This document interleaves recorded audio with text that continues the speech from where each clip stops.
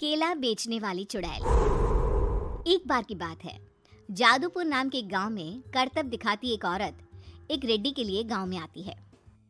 आइए आइए मेहरबान कदरदान, खाइए रोहड़ा के ताजे ताजे केले। कभी खाए नहीं होंगे ऐसे केले, पीले पीले केले खाइए। ये कहकर रोहड़ा हाथों में 4 केले लिए उन्हें सर्कल में जोर जोर से हवा में उछालती हुई करतब दिखाती है, जिसे देखकर आसपास के सारे बच्चे अपने अपने मम्मी पापा से उस औरत के पास जाने की जिद करने लग जाते हैं। पापा, ऐसा तो सर्कस में बॉल से होता है ना, ये आंटी तो केले से कर रही है। चलिए ना पापा, देखते हैं। रोहड़ा एक पतली सी तार पर चलती हुई केलों से करतब दिखाती है। आते जाते सभी लोग बाहर रुककर उसके करतब देखते हैं और वाह वाही करते नहीं थकते। जैसे ही एक आदमी पास आकर उसे पैसे देने लग जाता है, तब वो कहती है, अरे नहीं नहीं साहब, मैं करतब तो बच्चों के मन को बहलाने के लिए करती हूँ। धंधा तो मेरा केले का है। पीछे देखो मेरी रिड्डी, जो भी मेरे केले खाएगा मेरी तरह चुस्त दुरुस्त और तंदुरुस्त हो जाएगा। पता चलता है क्या कि मेरी उम्र 55 की है। अरे पर ऐसे ठंड के मौसम में कोई केला क्यों खाएगा? ये ऐसे वैसे केले नहीं है साहब, ये शरीर में गर्मी देते हैं। ठंड को दूर भगाए जो भी रोहिणा के केले खाए। पापा, अगर मुझे केले नहीं मिले तो मैं घर नहीं जाऊंगी। तभी उसके पापा कहते हैं कि बेटा, केले ठंड में कभी गर्मी नहीं देते। ये सब कहने की बातें हैं, सामान बेचने का तरीका है इनका। पर पिंकी नहीं मानती। मैं केले खाऊंगी। पिंकी की जिद के आगे नत्थू हार जाता है और उसे केले खरीद कर दे देता है। पिंकी खुश होकर केले घर ले आकर खाती है। अब मैं भी करतब करूंगी, कितना मजा आएगा। जादुई केले। पिंकी पहला केला खत्म भी नहीं करती कि वो बेहोश हो जाती है। दूसरे केले से एक काला धुआं आता है और रोहड़ा चुड़ैल बनकर बाहर निकल आती है। मेरे भूतिया केले बच्चे न खाए, ऐसा हो ही नहीं सकता। जादूपुर वालों, कब तक बचोगे? आ गई हूँ मैं रोहड़ा, जिसका कोई नहीं कर सकता सामना। रोहड़ा पिंकी को गोद में उठाकर काले धुएं में कहीं गायब हो जाती है। शाम के वक्त नत्थू घर लौटता है और पिंकी को घर में ना पाकर उसकी माँ से कहता है, माँ पिंकी कहाँ है?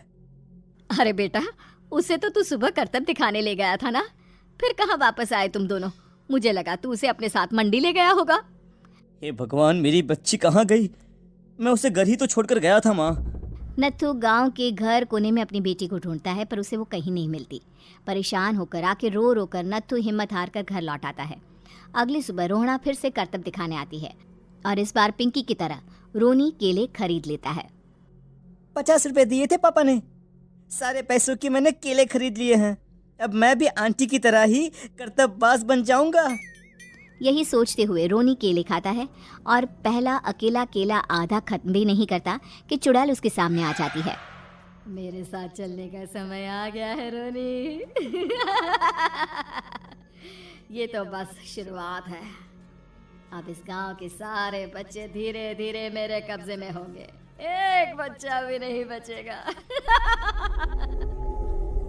ये कहकर रोनी को गोद में लेकर काले धुएं में अदृश्य हो जाती है। इसके बाद हर रोज गांव में से कोई ना कोई बच्चा गायब होता, पर ऐसा क्यों हो रहा है किसी को भी समझ में नहीं आ पा रहा था। रोज की तरह अपनी बेटी पिंकी की तलाश में नत्थू गांव के एक तालाब के पास बैठा रो रहा था। कहाँ गई मेरी पिंकी? शकुंतला के जाने के बाद एक वही तो मेरा सहारा थी। अरे उसकी आत्मा कोस रही होगी मुझे कि मैं अपनी बच्ची को संभाल भी नहीं पाया। नत्थू ये कहता हुआ रो ही रहा था कि तभी तालाब में से उसे शकुंतला की आवाज सुनाई देती है। कहाँ थी तुम शकुंतला?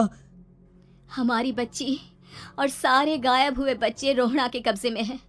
वो बच्चों को जो केले देती है उससे बच्चे बेहोश हो जाते हैं और उसके कब्जे में आ जाते हैं और वो उन्हें ले जाकर काली दुनिया में ले जाती है। पर वो ऐसा क्यों कर रही है? ये मैं नहीं जानती, पर उस दुनिया का रास्ता मैं आपको बता सकती हूँ। जहाँ ये नदी खत्म होती है वहाँ एक केले का पेड़ है, उसके नीचे एक दरवाजा है, वहीं से रास्ता जाता है उस दुनिया का। ये कहकर शकुंतला की आत्मा गायब हो जाती है। गांव के सभी लोग झुंड बनाकर उसी रास्ते से काली दुनिया में चले जाते हैं और वहाँ देखते हैं कि सारे बच्चे वहाँ काम कर रहे थे। पापा, मुझे ले चलो यहाँ से।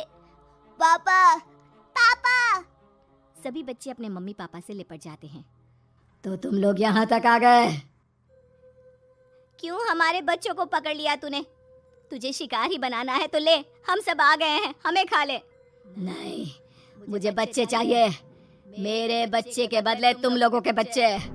क्या मतलब? मैं इसी गांव में रहने वाली एक औरत थी। केले की चोरी के इल्जाम में मेरे बेटे को गांव वालों ने इतना मारा कि वो मर गया। उसी दिन मैंने ठान लिया कि गांव वालों का भी वही हाल करूंगी। कुछ दिन बाद बेटे के चले जाने के दुख में मैं भी मर गई और मेरी भटकती आत्मा एक चुड़ैल बन गई। और फिर मैंने बदला लिया तुम सबके बच्चे छीनकर। बर्दाश्त नहीं कर पाए ना? सोचो मुझ पर क्या बीती होगी। हमें माफ कर दो रोना। पता नहीं ये किसकी गलती थी, पर हम सभी माफी मांगते हैं। हमारी खुशियाँ लौटा दो, तुम भी तो एक माँ हो। गांव वालों की बात सुनकर रोना का मन पिघल जाता है और वो बच्चों को छोड़ देती है। उसके बाद काली दुनिया बच्चों के लिए जादुई दुनिया बन जाती है। अब कोई भी कभी भी वहां आ जा सकता था।